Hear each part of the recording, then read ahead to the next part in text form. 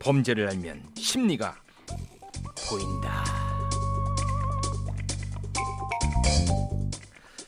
네, 오늘도 함께하겠습니다. 대한민국 1호 프로파일러, 대한민국 경찰 출신 중에 가장 웃긴 권일용 교수님, 어서 오십시오. 반갑습니다. 권일용입니다. 네, 반갑습니다. 권일용 교수님.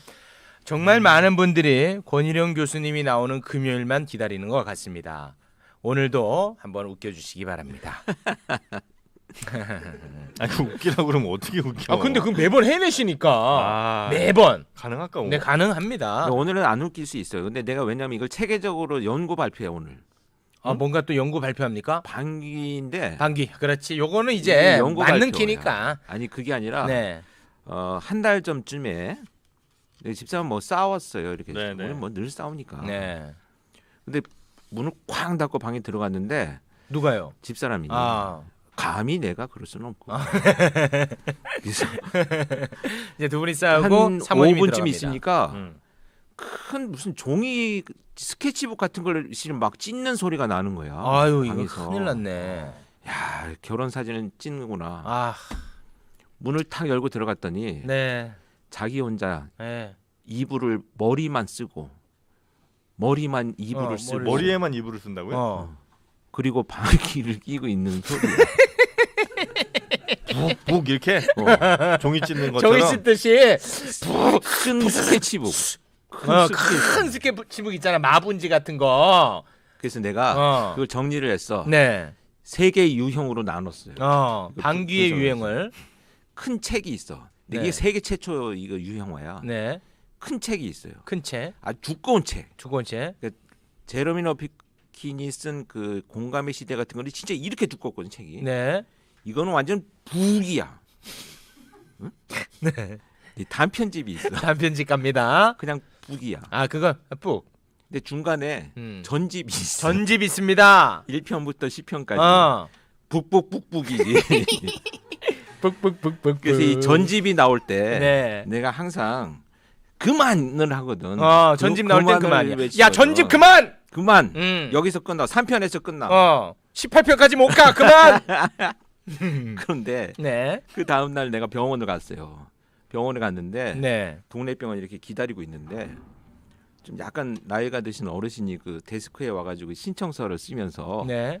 전집이 나오는 거야. 거기서 전집 나온 거야. 18편짜리. 아니 거기 서서 데스크에 서서.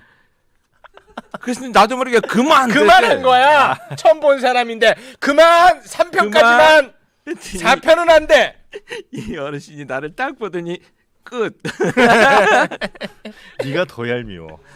옆에서 바람 잡는 네가 더 얄밉다. 그럼 뭐 어떡하냐. 아 이게 무슨 말도 안 되는 얘기입니까? 뭘 말도 안 그래. 돼요. 진짜인데. 그만했는데 끝 이랬다고요? 네. 딱 돌아보더니 끝. 그 어르신 분이었죠? 끝. 83세. 자, 끝. 자 스튜디오는 지금 이 두 사람한테 제가 장악되어 있습니다. 여러분이 도와주셔야 돼요. 여러분 이게 말이 됩니까? 아 왜요? 또 그 병원 얘기 병원 이름 밝혀야 되나? 아니 괜히 또 밝히면은 그쪽도 소송 들어올 수 있으니까요. 그냥.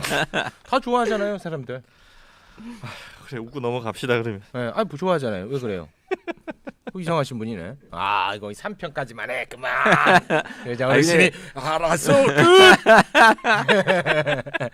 4편은 다음 주에. 어르신께서 어떡할 거냐고. 4편 다음 주인데. 네. 내가 하는 것보다 더 웃기다. 교수님 제가 좀 힘드니까 다음에는 조금 더 짜임새 있게 부탁드립니다. 눈물 나. 네, 고맙습니다. 자 그러면은 오늘 이제 사건에 들어가야 되는데요. 네. 제가 이제 매번 범인을 혐의점만으로도 잡아내지 않습니까? 그 진정성을 위해서 저는 이제 오늘 사건을 보지 않았습니다. 근데 우리 정영진 씨는 오늘 사건을 처음으로 또 보더라고요.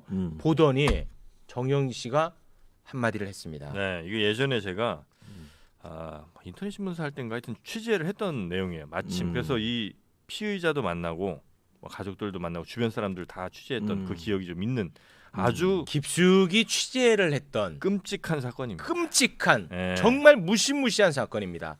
그래서 오늘 교수님께서 대충 하면 정영진한테 음. 개그만큼 욕 먹을 수 있습니다.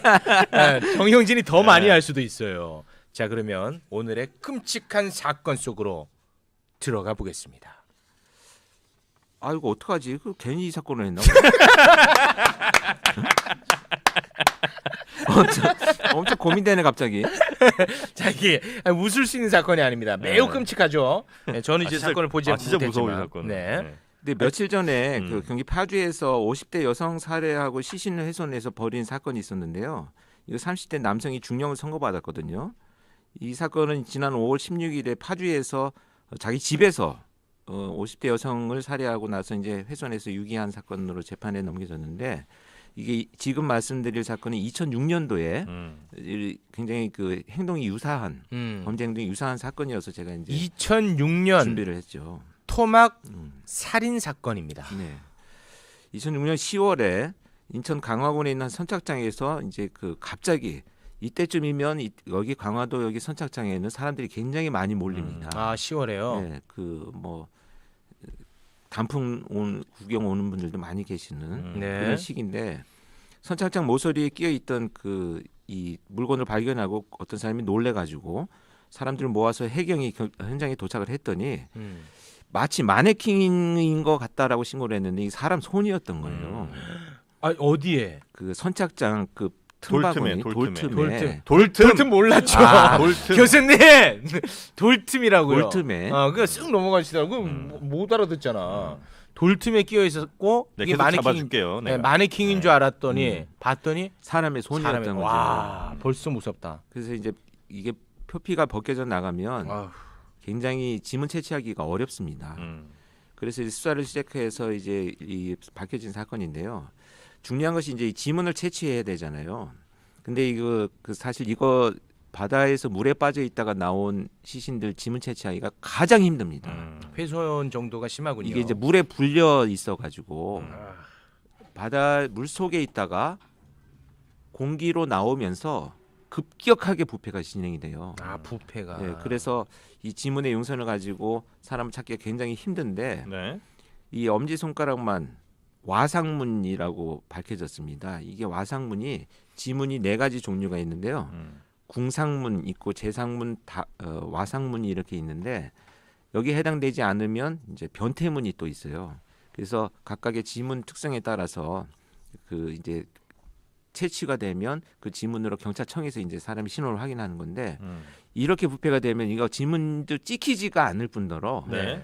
이 뭐 겨우 융선 하나만 가지고 찾기가 도저히 어렵습니다. 그런데 나머지 시신 찾아야 될 거 아니에요, 어찌됐건. 와, 이 사람이 누군지를 알아야 되니까. 도저히 신원 확인만 되면 토막 사건은 99% 해결돼요. 그건 왜 그렇죠? 이 적극적인 시신 유기, 은폐 중에 매장하고 토막이 있는데 토막은 면식범이 가장 많이 나와요. 아, 네. 그래요? 네. 그건 왜 컨셉트 그렇죠? 어찌됐건 불리해가지고 가장 신원이 밝혀지지 않는 최대한의 방법을 쓰는 거예요. 아, 면식범. 내가 걸릴 가능성이 높기 때문에. 이 사람의 신원만 밝혀지면 가장 먼저 내가 그 용의 선상에 오르기 때문에 그 밝혀져요. 그래서 매장도 깊이가 달라요. 네. 면식범은 깊어요. 아, 그렇군요. 근데 비면식범은 그냥 덮어놓고 가기 때문에 금방금방 발견되는. 자, 그래서 특징들이 신원 있어요. 확인이 굉장히 중요합니다. 굉장히 중요해서 이제 그 겨우겨우 그래서 해서 이제 지문을 찾아가지고 밝혀냈는데 이제 여기 용의자들 찾죠. 아니 용의자란다 그 실종자들을 이제 대조를 하죠. 지문이 네. 완벽하지 않기 때문에 대조를 해서 이제 찾아가고 있던 중에 밝혀집니다.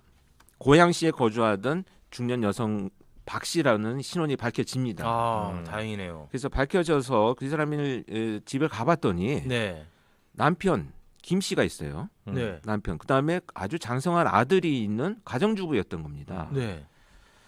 그런데 이 신원이 확인되기 전에 한 달 전에 이미 이 남편이 김 씨에 의해서 이 여성이 실종 신고가 되어 있었어요. 가출 신고가. 가출 실종이 아니고 가출 신고가 되어 있어요. 네. 또 왜 가출 신고가 되어 있었냐?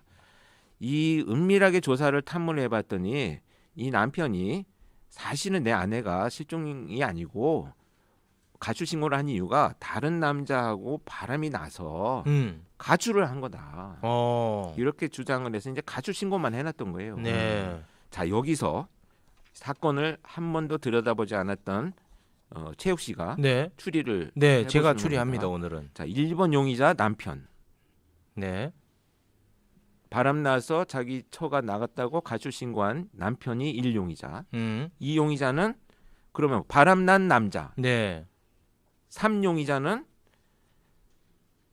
아들, 장성한 아들. 네. 4용의자는 3명 다 공범. 자, 1, 2, 3, 4 중에 저는 일단은 가능성을요. 바람난 제3의 그 남자 있죠. 그 남자의 무게 중심을 두고 저는 수사하겠습니다. 남편이 알고 있었는데 아니 그러니까 신고를 했잖아요. 가출 남편은 신고. 신고를 했기 때문에 남편은 저의 수사 기법으로는요. 혐의점 없음입니다. 그러니까 그 범인을 못 잡는 거야. 그러니까 제가 자, 범인 제3 잡고 아 무슨 네. 꽁트가 이렇게 뭐 이렇게 늘어져? 가만히 계세요. 지금 사건 지금 심각합니다. 자, 그래서 내연남이라는 거죠 일단 최욱 씨는. 네. 네. 자, 그래서 그렇다면 내연남을 찾아야 되잖아요. 또 내가 맞힌 거야? 아니야. 그래서 힘 빠진 거야? 네. 그래서 내연남을 찾아야 되는데 그 사망한 피해자의 이제 통신 내역을 조사를 해봤더니 정말 아주 오랫동안 통화를 한 남성이 나와요. 그렇지. 잡아. 8개월 전부터 내연의 관계를 유지한 남성이 나오는데 통화 건수만 보니까 한 달 동안에 한 145회 통화를 했다고 나와요. 자료에. 아 이거는 뭐 혐의점이 이건 더 진짜 커 보입니다. 네, 그죠.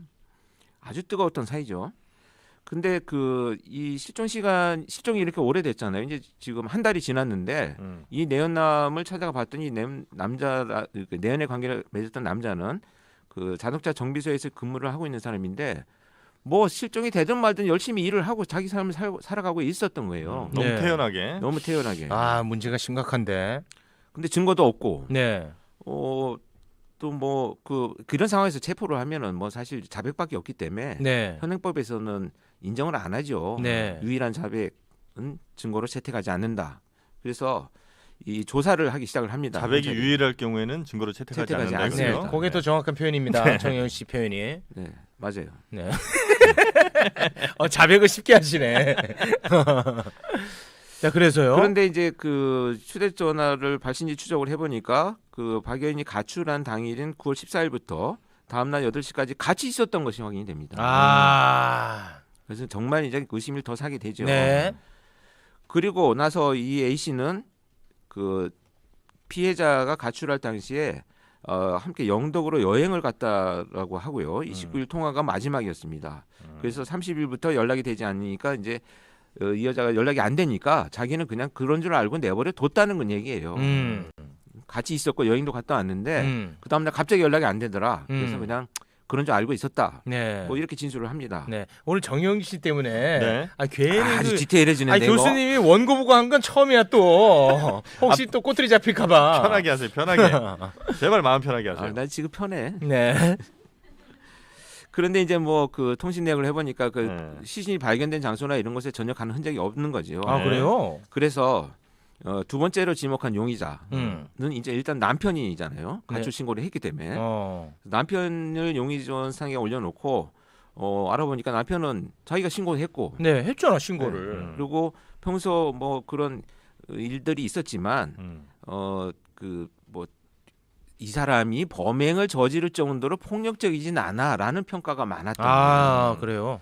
그런데 네. 중요한 건 뭐냐면 이 휴대전화 가출 신고를 하고 나서 열흘이 지난 후에 아내하고 전화 통화를 한 게 나와요.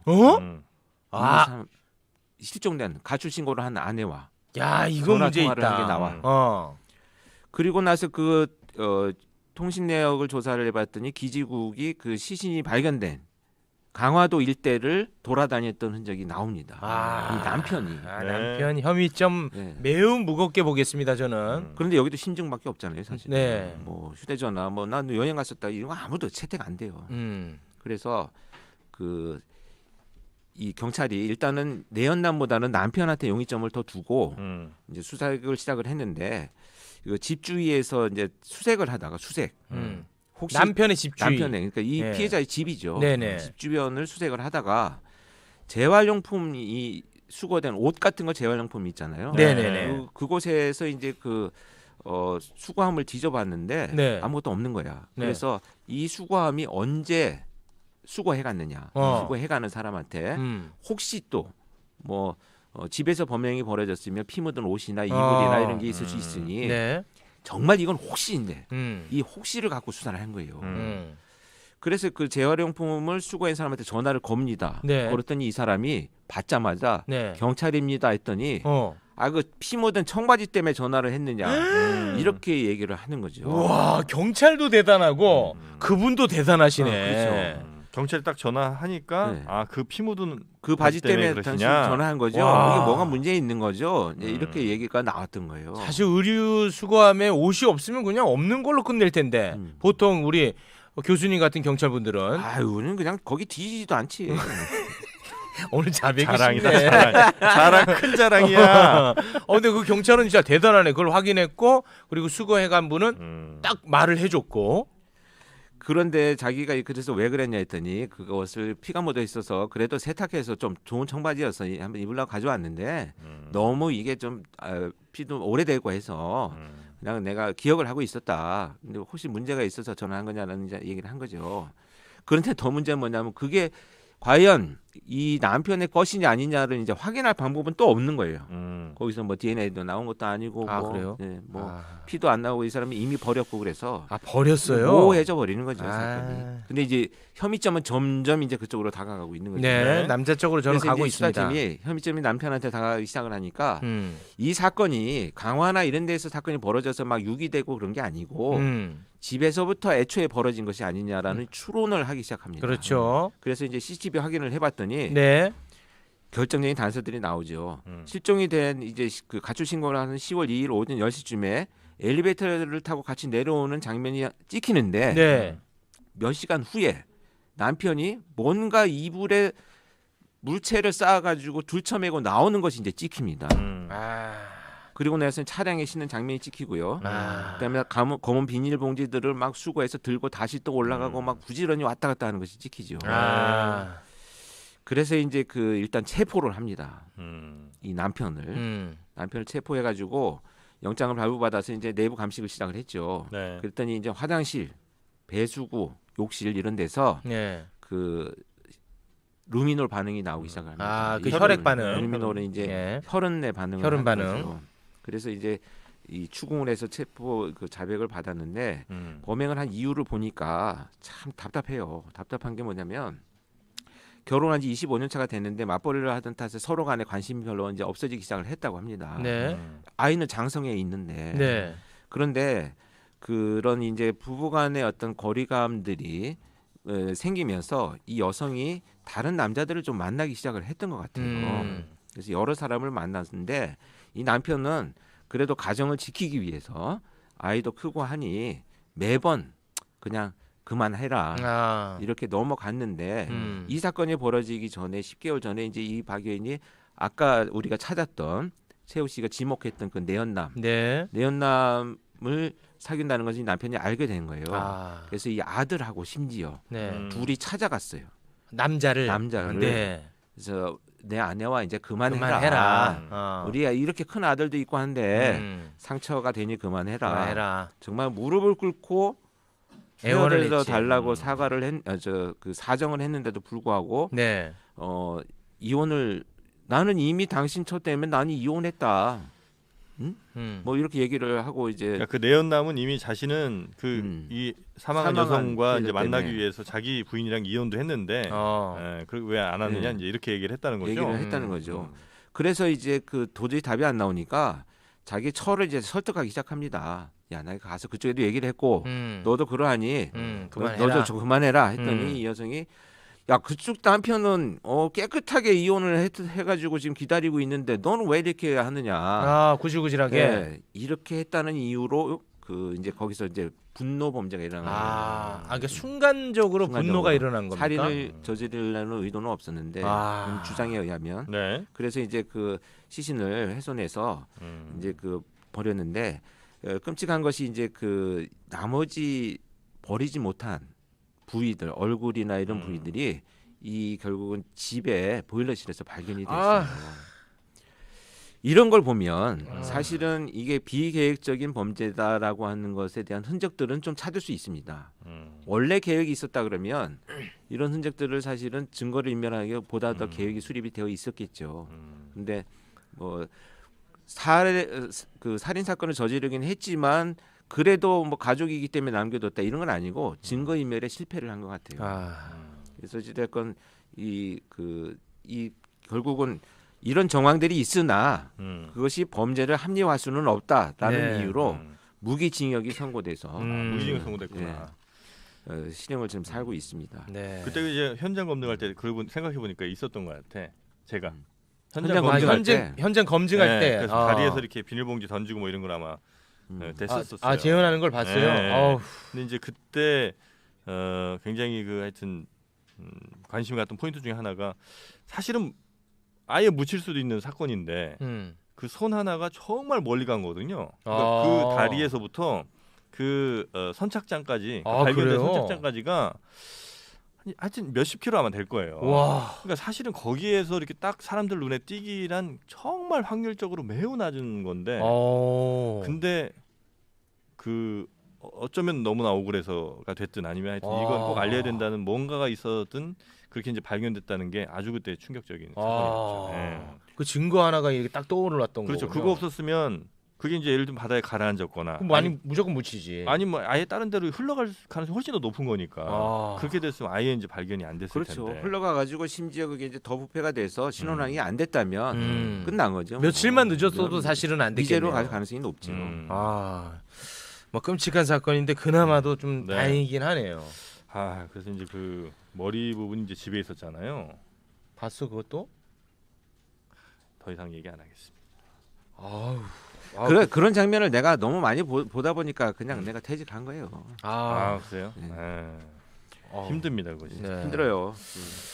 알겠습니다. 어쨌든 안타까운 사건이 또 오늘 이번 주에 주제로 말씀드리게 돼서 굉장히 죄송스러운 마음으로 네. 퇴장하겠습니다. 네. 뭐가 죄송스러워요? 사건을 다루는 코너인데요. 그렇구나. 얘네들 다 잡아내는 코너인데 면식범일수록 증거인멸이 절실해지기 때문에 더 많은 훼손이 있다는 거. 그런데 사실 지금 정영진 씨 얘기한 것처럼 그 이면에 또 이 계획은 또 떨어져요. 그러다 보니까 많이 이제 체포가. 그러니까 그 증거인멸을 위해서 그렇게 그 시신을 훼손한 거지 분노가 더 심해서 훼손한 건 아니군요. 그렇게 되면 그 훼손의 부위가 또 달라요. 그래요. 알겠습니다. 뭐 이런 여러 가지 것들이 있죠. 자, 오늘은 여기까지 함께 하겠습니다. 우리를 또 위로해 줄 수 있는 노래가 있었으면 좋겠네요. 그래서 이 노래도 좀 안타까운 노래이긴 한데 네. 그 텔로라 I love